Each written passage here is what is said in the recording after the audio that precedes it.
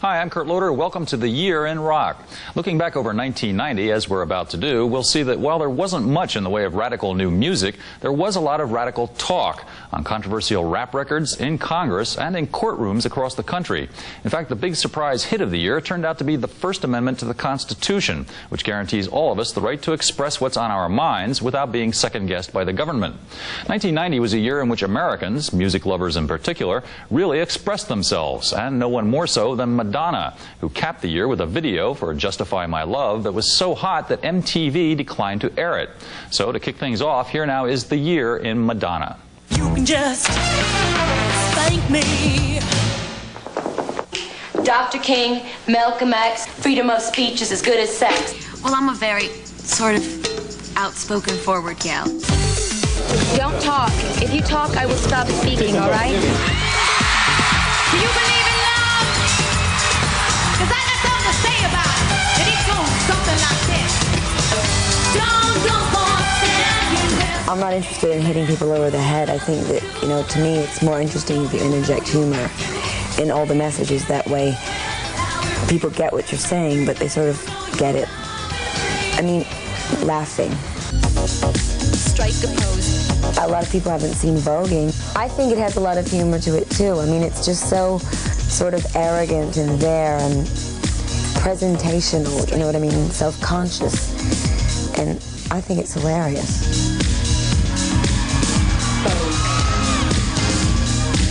You shock people. Really? Yes, you really know how to create controversy. I saw a picture of you the other day, and one breast was hanging out. If you've got it, flaunt it, right? look around. Everywhere you turn is heartache. It's everywhere that you go. In some way, she's very macho, and she's very also sensual and feminine at the same time. She's sometimes like a little girl, So she has all that in herself, and I think that is very representative of herself. The macho type and the very feminine and sensual part, and sexy one. I know how you feel. You don't know if you want to hit me or kiss me. I get a lot of that. You can just spank me. Have you ever been spanked, really? Be honest. You have? Yeah. Recently? You mean the kind you get when you're a woman? Yeah, when you were good. Definitely.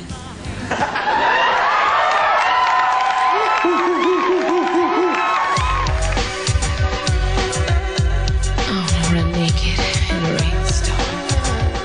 I think that I'm offending certain groups, but I mean, I think that people who really understand what I'm doing aren't offended by it. Because it's pro-life, It's pro, equality, it's pro-humanity. 1, 2, 3, hit it! Keep it together. Keep people together forever and ever. Keep it together. Keep people together forever and ever. And that's not really the mood America's in right now. It's fear of AIDS. I mean, it's just this, it's like turned everybody into these, like, 50s monsters, I believe, and I hope you do too, that we can defeat AIDS. We can do it if we do it together. Because people have the f***ing power. Keep it together. Keep it together forever and ever. Keep it together. Keep it together forever and ever. I'm not militant anything, and I don't want to be pedantic. I mean, there's irony in everything that I do. I just think it's better to, to have humor, that's all. A sense of humor. And not take yourself too seriously. As you saw there, Madonna was once again in the forefront of the fight against AIDS this year and against the homophobia that's become one of the sadder side effects of this awful disease. This one's for Ryan. She was joined by Elton John, who came to the aid of teenage AIDS victim Ryan White, and by such unlikely converts to the cause as one-time gay-slagging comic Sam Kinison. I was just as misinformed and in awe of this plague as anybody else. And even our former president, Ronald Reagan. But it's the disease that's frightening, not the people who have it. By year's end, however, AIDS had risen 4 notches to number 11 on the list of leading causes of death among Americans, and the Center for Disease Control in Atlanta was predicting that more than 40,000 people would be dead of AIDS in this year alone once the final figures were tallied. Another pressing issue was the sad state of the environment, which in 1990 rallied more defenders, especially among musicians, than ever before. Ocean, sky, concern, version, future. Sometimes you're taken to the core. Sometimes. The Australian band Midnight Oil played on the steps of Exxon headquarters in New York City to protest last year's most spectacular environmental disaster, the Exxon Valdez oil spill. We planted ourselves in front of Exxon because of that big black oil spill that destroyed half of Alaska. And what we're saying is, you know, let's not just be petty, let's just not be incidental, let's just not be casual about this environment thing. Let's keep on carrying, let's keep on holding it, let's not forget what's happened, and let's make sure it doesn't happen again.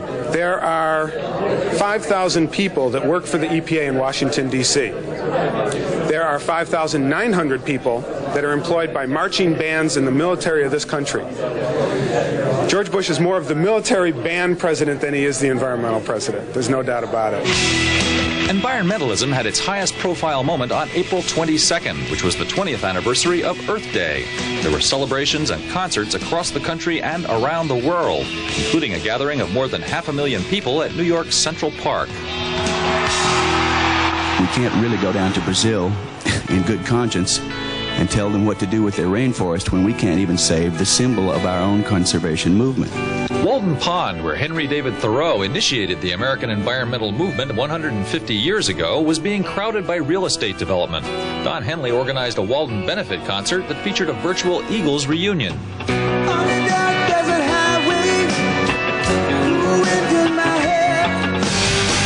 May's Farm Aid 4 was the scene of much talk about chemical farming. Most farmers are financed by federally insured loans, which they can't get unless they agree to use chemical pesticides. But farmers say these same pesticides are destroying their land and their health. There's farms all over the country where the farmers can't drink their water because of all the pesticides that's been poured onto the land. In concert, Billy Joel has been using his hit song The Downeaster Alexa as a departure point for discussing water pollution. I worry about the quality of the water. I worry about overdevelopment. I worry about pollution. I worry about what's left. The American music industry finally began to take notice of a homegrown environmental problem, the wasteful and useless CD long box. 18.5 million pounds of garbage, which translates, if it's all from paperboard, it translates into over 157,000 trees that are destroyed just to make the things. The musicians we talk to don't see environmental concerns as a passing fad. They say these issues are here to stay. Mother Earth gives you so much. If you take more, eventually Mother Earth will slap you in the face. And that's what's going to happen. It's already happening. I think rather than the public burning out on the environment may well burn out on us. Two dance pop titans were expressing themselves in new ways this year too, but surprisingly few people were interested in what they had to say.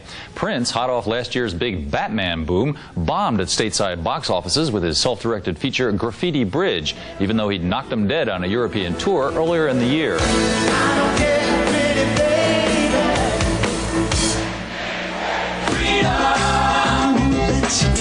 And George Michael, renowned for his danceable pop hits, went serious with a largely undanceable album called Listen Without Prejudice and a pair of videos in which he didn't even appear. This, he said, reflected his weariness with the superstar image he felt he'd become saddled with. I went for that bracket that was Madonna and Prince and Jackson. And everything around Faith was engineered towards that. And I think having succeeded to a large extent, I realized that I'd kind of aimed and I'd not exactly misfired, but I ended up in the wrong room with the wrong people. In the end, the album went platinum but never topped the charts, and the singer canceled a serious small-scale tour he had planned in favor of a more traditional blockbuster outing in 1991. But did these two misfires mean that people had nothing to dance to in 1990? Not at all. Here's John Norris with that story. Pump up the jam. You Kid K. I've got the power. Get a life.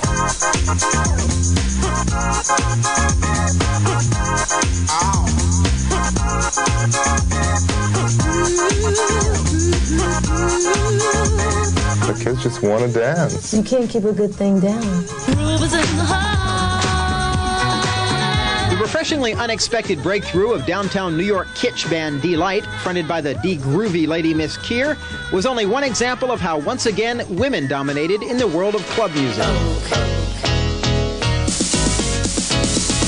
The reigning champ continued to be Madonna, and she held on to the title with one hugely successful single, which called on us all to strike a pose.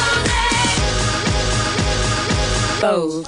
There was another Vogue on the charts, the girl group En Vogue, who scored a platinum single with Hold On.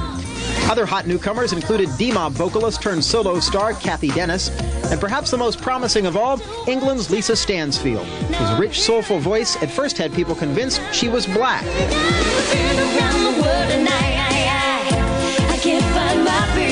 I think it's amazing now, like all the charts have sort of picked up on the music. It's just so strange for that to happen, really, I think. But while some were singing about dance and romance, others tried to incorporate more serious messages into their music. Soul to Soul's Jazzy B infused his second album with words about living a positive life, while Janet Jackson's Rhythm Nation brought an anti-drugs and racism and pro-education message to the masses. I know people who are into dance music love to listen to lyrics.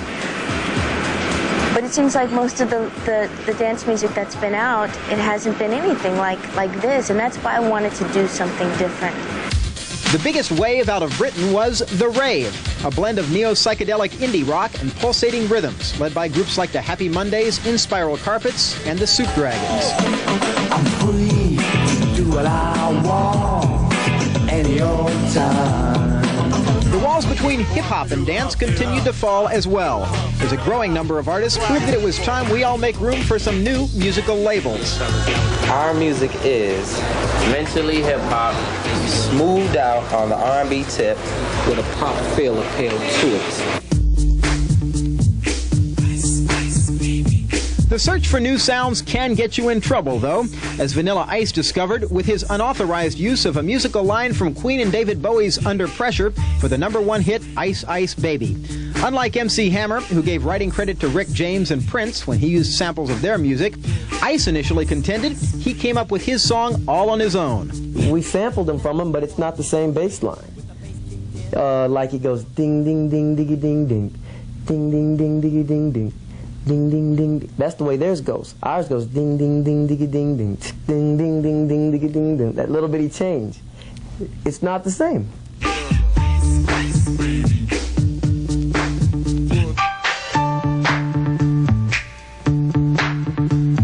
It's basically depends upon how much of the record is used. I mean, if I take a horn from your record, don't expect a call, you know.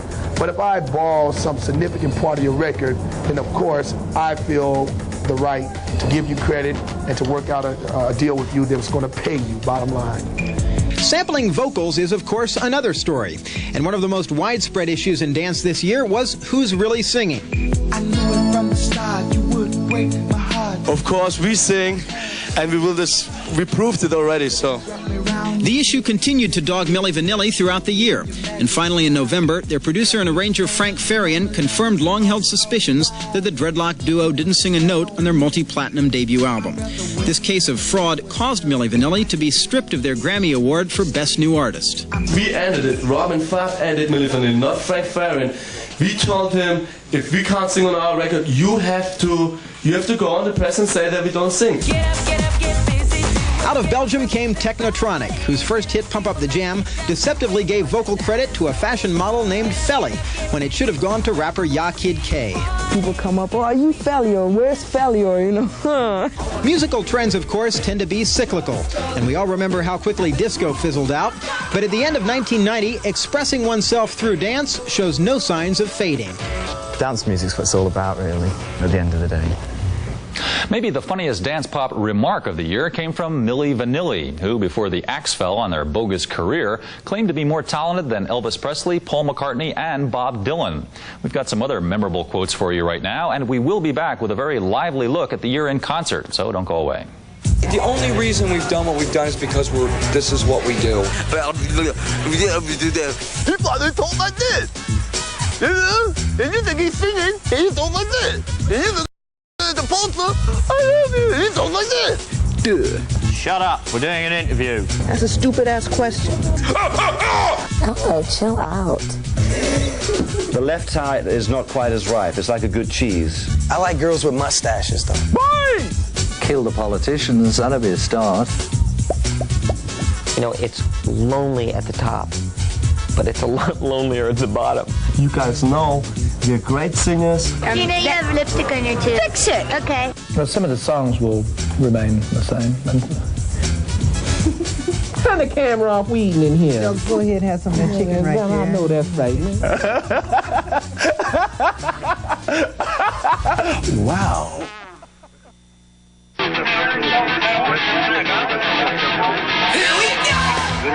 Welcome back to the Year in Rock 1990. In a year filled with free expression, most musicians continue to express themselves most freely, of course, on stage. So here now is a quick look at the year in concert. 1, 2, 3. On the road.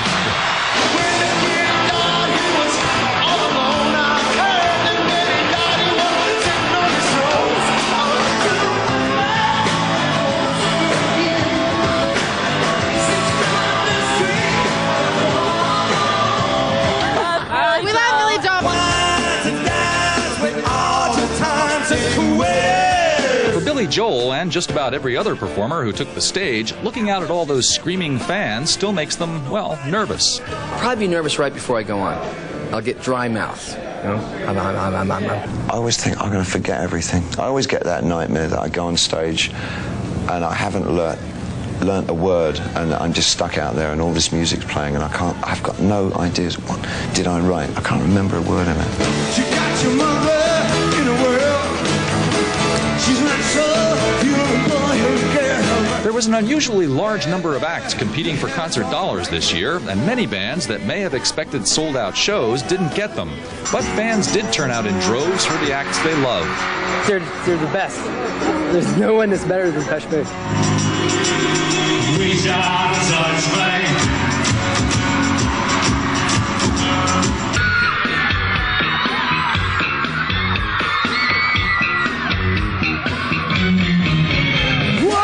I got no concern to stand with burn. Where the hell's our concern? Plain and simple, sensible pimp, but I refuse to be a hoe who stole the soul. Soul! Come on! Soul!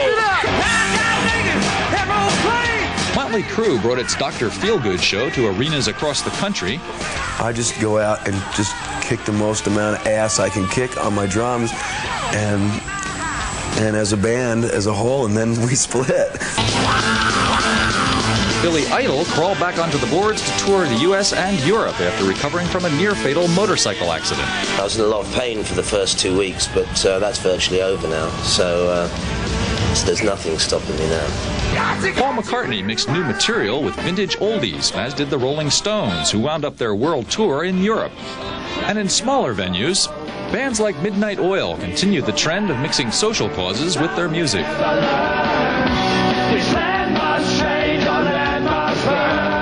People are going to rock out of here, and that's fine.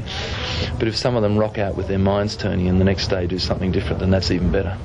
Social causes also combined with music at a number of benefit concerts. Roger Waters mounted an all-star production of The Wall to help create a European disaster relief fund. Bruce Springsteen joined Jackson Browne and Bonnie Raitt for his first concert appearance in 2 years to raise money for the Christic Institute's legal battle with the U.S. government. And Nebworth, England was the site of an all-star benefit featuring the rest of Pink Floyd, as well as Elton John, Eric Clapton, and Robert Plant with his ex-Zeppelin mate Jimmy Page, all of whom played for the Nordhoff Robbins Music Therapy Foundation.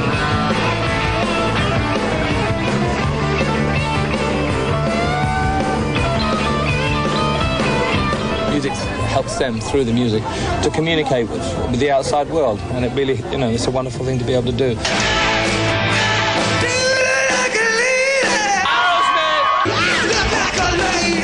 Aerosmith continued its Pump Tour into 1990, even playing a party at New York's Hard Rock Cafe during what was supposed to be a 2-week break. Attendees were treated to a 45-minute blues jam.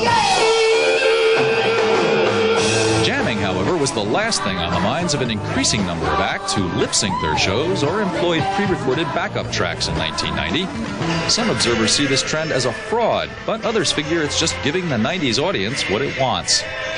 If you entertain the crowd, that's what they came to see. We can't deny the importance of choreography and visuals in the last 10 years.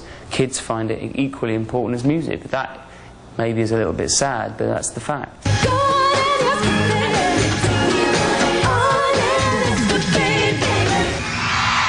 Live, or whatever, in 1990.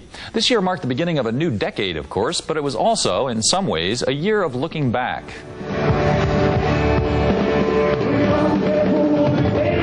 In January, The Who, The Kinks, and Simon & Garfunkel were inducted into the Rock and Roll Hall of Fame. In June, the legendary Velvet Underground reunited for one song at an Andy Warhol tribute outside of Paris. And in September, the 20th anniversary of the death of Jimi Hendrix was observed with the release of new books, records, and rare archival footage of the great guitarist in action. Another posthumous milestone was the 50th birthday of the late John Lennon, which was celebrated in October with a worldwide broadcast of his song, Imagine. However, a memorial concert in Liverpool last May, arranged by Lennon's widow, Yoko Ono, was sparsely attended and drew an unflattering review from Lennon's old partner, Paul McCartney. My feeling about it was that John wouldn't have enjoyed it. But I think there were one or two on that bill that he might have not. He might have thrown up over. The Beatles did finally resolve the long-running lawsuits among themselves this year, and a number of other stars spent time in court too. Here's a quick look at some of them, and we'll be right back with the year in rap and metal, so do stay with us.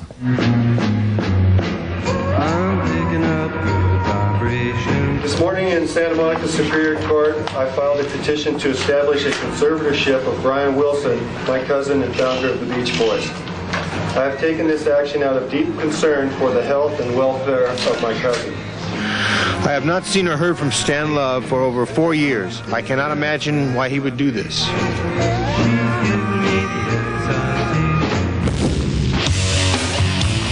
Hi, we're Living Color. The band. Stereotype.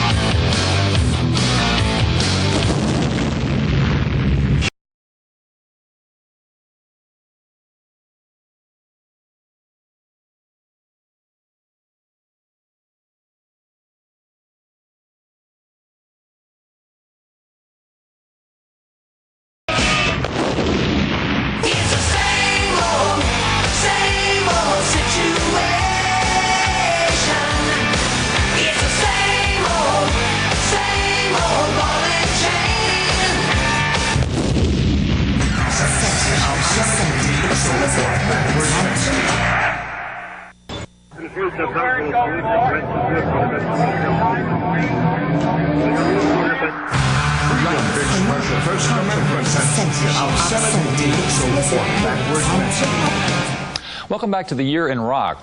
No one had waited longer for the right to speak his mind this year than South African political leader Nelson Mandela. After nearly 3 decades in a white prison, Mandela was finally free to tour the world and to take in a celebratory concert in his honor at Wembley Stadium outside of London.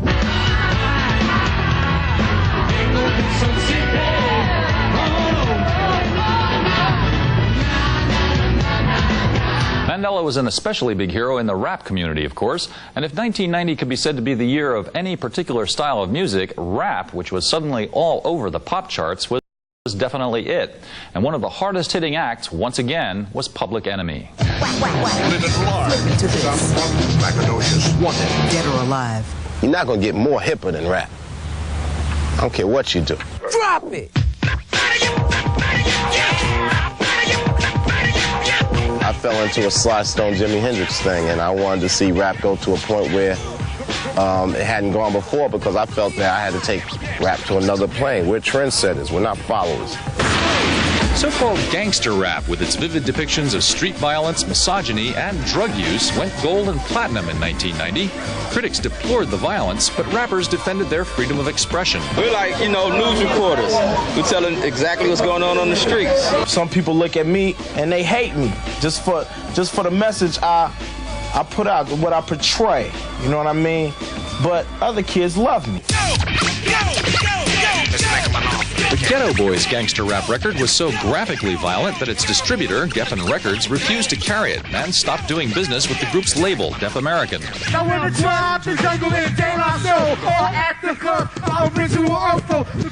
Afrocentric school of rap also flourished this year, especially a group of rappers known as the Native Tongues. We want the world to unite, so we set an example by showing that we have a family structure within the Native Tongues. There can be a family structure within the planet Earth. Act yourself with someone else and make sure yourself ain't by yourself. Cause I'm a product of the environment.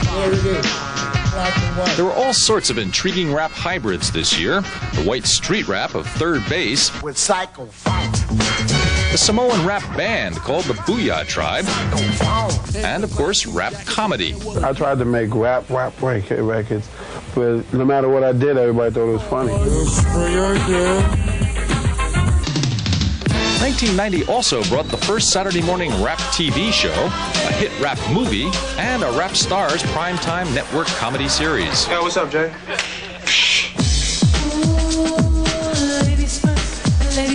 In addition, this year, female rappers such as Moni Love, Salt and Peppa, Queen Latifah, MC Lyte, Nikki D, and Yo-Yo took up the fight against the often sexist lyrics of their male counterparts. We've taken steps towards bonding as women, to be strong and unite as women, Pass the old gold.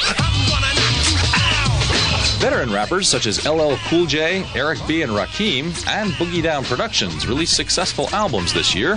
And after a prolonged absence, rap's first major stars, Run DMC, also returned. First we raised hell. Before that we was the Kings of Rock. You know what I'm saying? Then we became Run DMC, so now we're back from hell. Gang violence needs to be wiped out. Finally, there was the hip-hop event of the year, a massive gathering of California rappers, known as the West Coast Rap All-Stars, who united to help stop gang violence with their music. The project was called We're All in the Same Gang. I felt that most of the youth today respect the rappers. I knew most of the best rappers in the world, so I asked them when we come together and try to do a little song, hoping that the proceeds would go to help the youth today.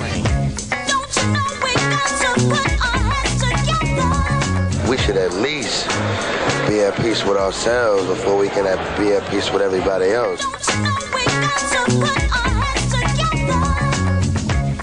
Rap music, with its big beat and outspoken attitudes, drew more and more non-black fans this year. Among them, as it turned out, Guns N' Roses frontman Axl Rose, who told us he loves Public Enemy.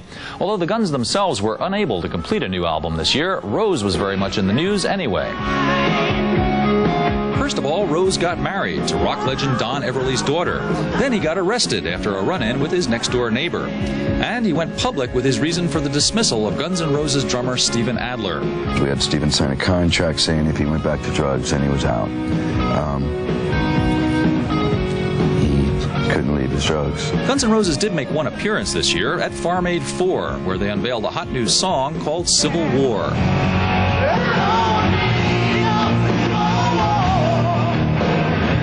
If Guns N' Roses maintained a relatively low profile, an army of other hard rock and metal acts was everywhere in evidence, as you're about to see.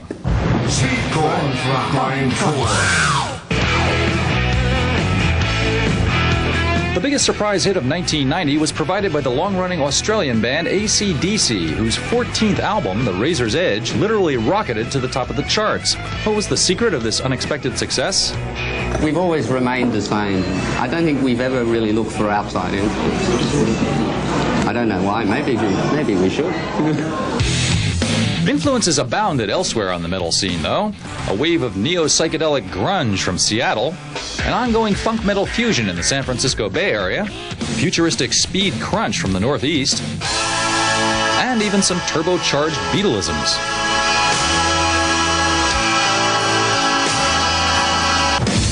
If metal was unusually big this year, it was also a big target. At one point, New York's publicity-loving John Cardinal O'Connor claimed that metal acts such as Ozzy Osbourne actually promoted Satanism. I'm not a Satanist. I don't worship the devil, and when it takes me all my time to conjure myself out of bed in the morning, let alone conjure the devil up. As big as hard rock music was in 1990, though, the general run of hard rock lyrics had little that was new to say. Unskinny Bop, the Poison hit, was typical.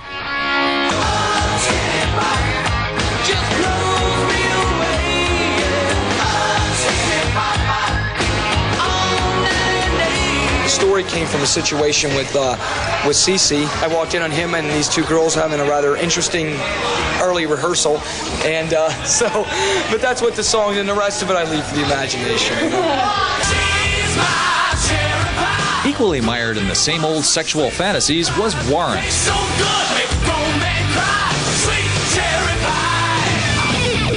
One hard rocker, ex-David Lee Roth sideman Steve Vai, sidestepped this predicament by scoring an instrumental hit. Others came up with something substantial to talk about, like Queensryche, whose top 10 album Empire dealt with some of the hard choices facing young people in a society built upon instant gratification. Everyone wants things now. It's very hard to be patient and wait, because everything, all the information now comes at you so quickly. In general, the harder rock was this year, the bigger an audience it found. A case in point was Megadeth, which scored with a blistering LP called Rust in Peace. This band's secret? When I write music, I think about, sex, and violence. It's kind of Clockwork Orange, but, it works.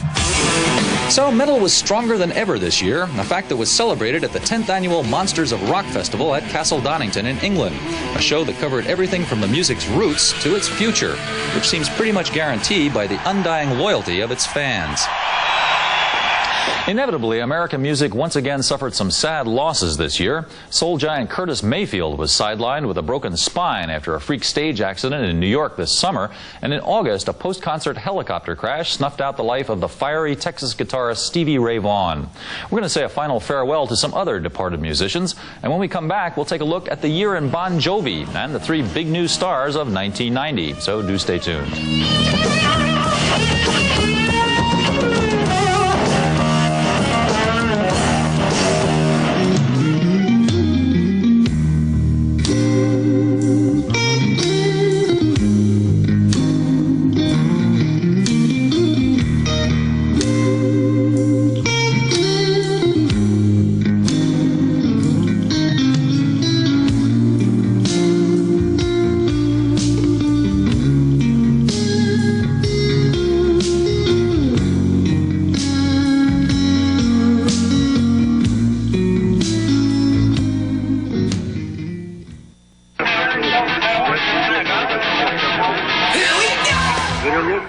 Welcome back to the Year in Rock. As we noted at the top of the show, while 1990 was a big year for freedom of expression, there wasn't a whole lot in the way of startling new music.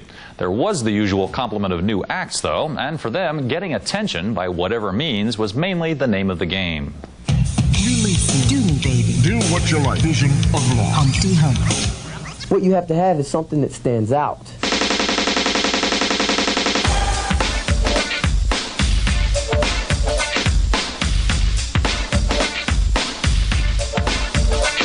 Thank you very, very much. I really appreciate it. Singer-songwriter Michael Penn happened to be the brother of actor Sean Penn, and he wasn't the only member of the class of '90 to have a well-known relative. Here she comes. The Nelson twins were the sons of 50s teen idol Ricky Nelson, and Wilson Phillips was a combination of China Phillips, whose parents are Michelle and John Phillips of the 60s pop group The Mamas and the Papas, and Carney and Wendy Wilson, whose father is Beach Boy Brian Wilson. I love the harmonies in the Beach Boys, and we inherited the love of harmony. That's what our group is about. That's our sound.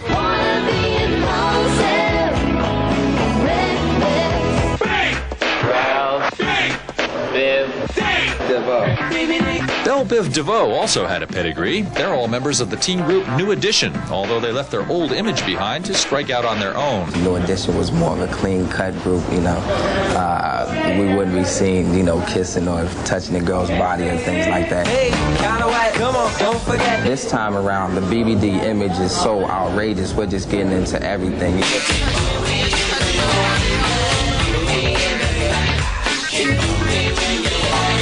Faith No More is another band with a history of its own, too. They've been around for 8 years before a revamped lineup finally struck platinum with an album called The Real Thing.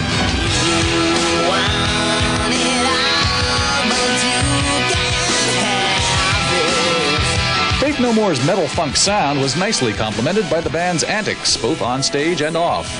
All work and no play makes Jack a dull boy.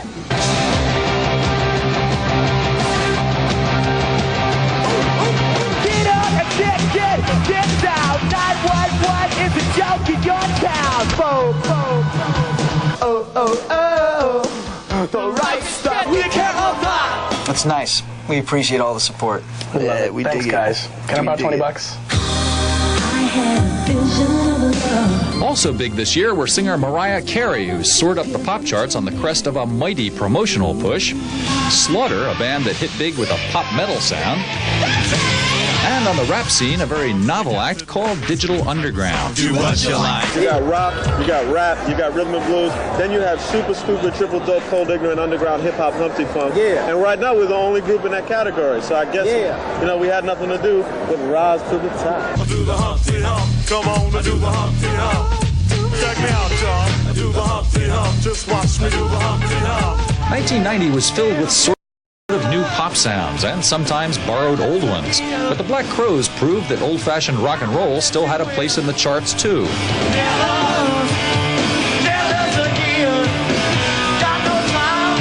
I thought it'd be this uphill battle, us trying to kick rock and roll again, and so far people have like opened the door, and it's been like we're expecting the fight, and we walk in and people are handing us, you know, deli trays and stuff, so it's great. There was a new solo act topping the charts this year, too. It was John Bon Jovi. The veteran frontman put Bon Jovi the band on hold to take a bit part in the post-Brat Pack Western Young Guns 2, and then struck gold with his solo semi-soundtrack album for the film and its resounding hit single.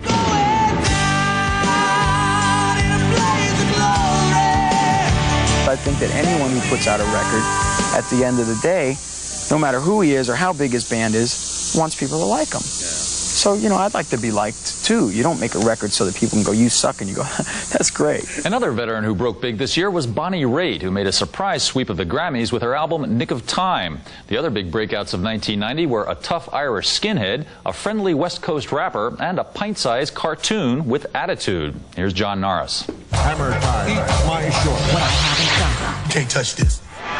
And the winner for the best video of the year is Sinead O'Connor. In 1987, the critics fell for a fiery Irish newcomer called Sinead O'Connor. But in 1990, it was the masses' turn to discover her once they got a glimpse of her softer side with a love song straight out of Prince's musical closet. Nothing compares. Nothing compares to you.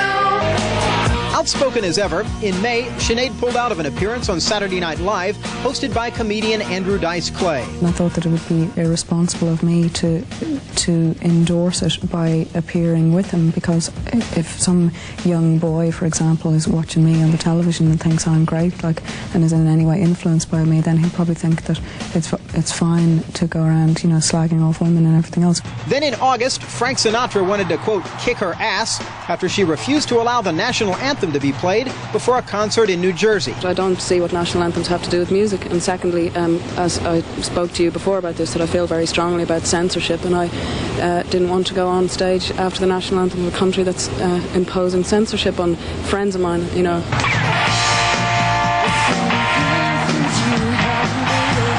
October found her in Chile for an Amnesty International concert. And while comic Sam Kinison sported a skinhead and poked fun at her, Sinead herself donned a platinum wig and turned in a modern version of a Cole Porter tune for the AIDS charity album Red Hot and Blue. Stop. Hammer time. But if Sinead O'Connor found success in spite of herself, there was nothing accidental about the breakthrough of MC Hammer.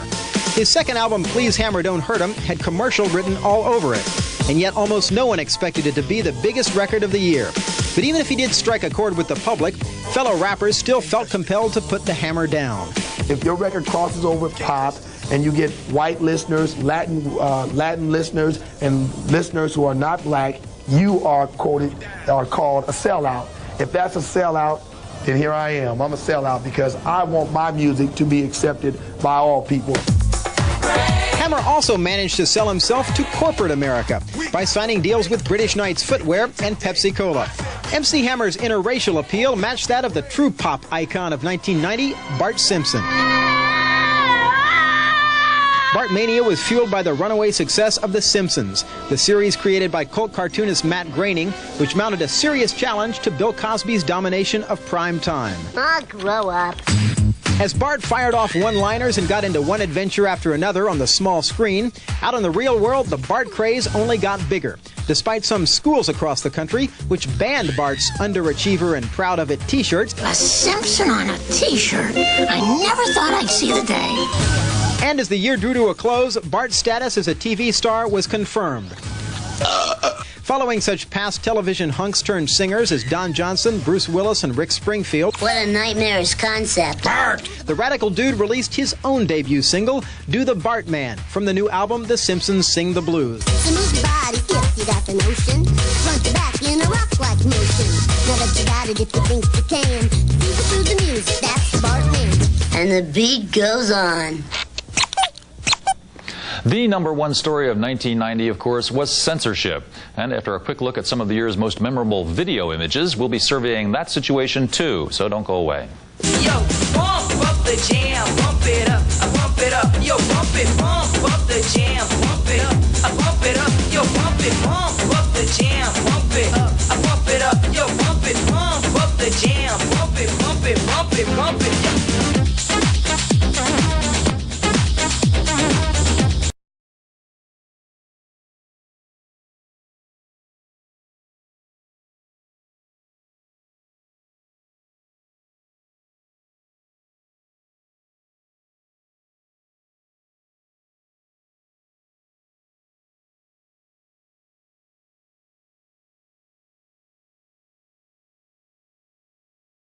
Pump it, pump it, pump it, pump it.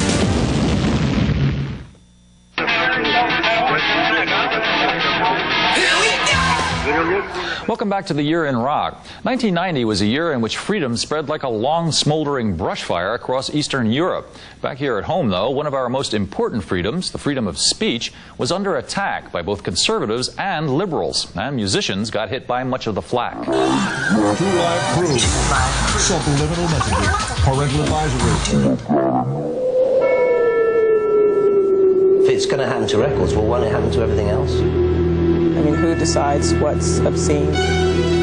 If you don't like it, don't buy it. Obscenity, if you put a label on it, is still obscenity.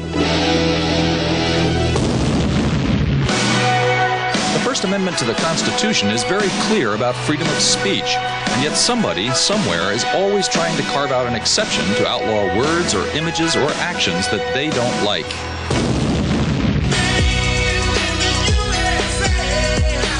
The most blatant attempt at outright censorship this year was directed at the Miami rap group 2 Live Crew and their admittedly X-rated raunch album, As Nasty as They Wanna Be. Is this stuff stupid? Well, yes. I think the brothers are kind of ignorant. But is it actually bad for you? Bad enough to be banned? We talk the same thing as Dice Clay talks. We talk the same thing that Murphy talked. You know, it's just hooked up to a rap beat. No one has ever produced as sexually explicit an album in the history of the world, and no one, in my opinion, has ever produced an obscene record album, ever, except for this one album by one rap group out of my hometown, Miami, Florida, and that's why I've gone after them.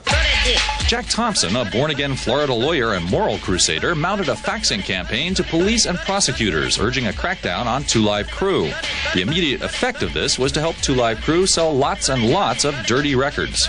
They walked out of that small town in Florida and went thank you, Jesus. This controversy has elevated to them to this huge, huge status, and the bottom line is they're probably one of the weakest rap bands ever in the history of rap music. Then in June, a local federal judge ruled that the Two Live Crew album was obscene. 2 days later, record store owner Charles Freeman was arrested for selling it, and 2 days after that, the group itself was busted for performing songs from it at an adults-only nightclub. Suddenly, the censors seemed to be winning. We got them. We got them real good. Who would ever think that here in the United States of America, we will be telling grown people what they can purchase and what they can't purchase? When the obscenity case against Two Live Crew finally came to court, though, a mostly white jury laughed it right back out again. We, the jury, find as follows. As to the defendant, Luther Campbell, the defendant is not guilty. That wasn't the end of the new censorship hysteria, though. Jesse Helms led a charge against the National Endowment for the Arts for its support of sexually explicit art. A couple of local authorities tried to crack down on a Jane's Addiction album cover, but were quickly beaten back. And liberals even got into the act, instituting restrictions against racially and sexually sensitive speech on college campuses. And, of course, a pair of Midwestern evangelists called the Peters Brothers were still on the job, burning what seemed like every rock record they could lay their hands on. Uriah Heep, this is their album entitled Demons and Wizards. We'll be burning that tonight. Parental guidance, explicit lyrics. At its peak, the anti-rock frenzy created a clamor in at least 20 states for record stickering laws, but these proposals withered away when the music industry obligingly agreed to start stickering records on its own, a concept that not all musicians found objectionable. I don't see anything wrong with putting a sticker on there that says this record contains extremely profane lyrics. I don't think that that is a crime.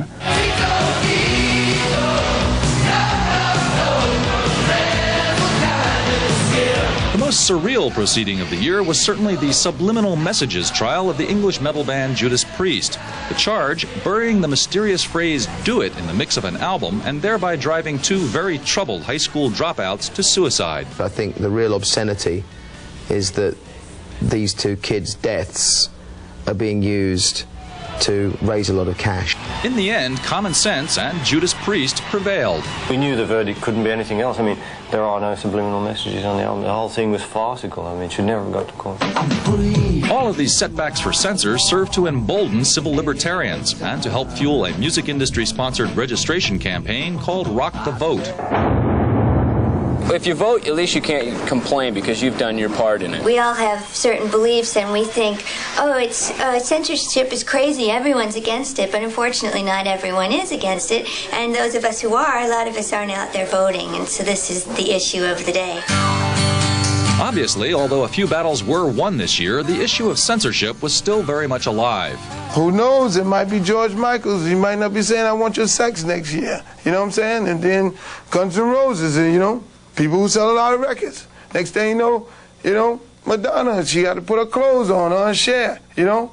Before you know it, the music industry will be no more. No more censorship! In the end, though, even the hardest rockers agreed that self-appointed censors and other freelance prudes do sometimes serve a purpose. Thank you, Tipper and Jesse, for making sure that as long as there are a few four-letter words in the album, it will always sell an extra 1 million copies. So that was 1990, a year in which rock and pop musicians were at the forefront of a new fight against censorship and cultural repression.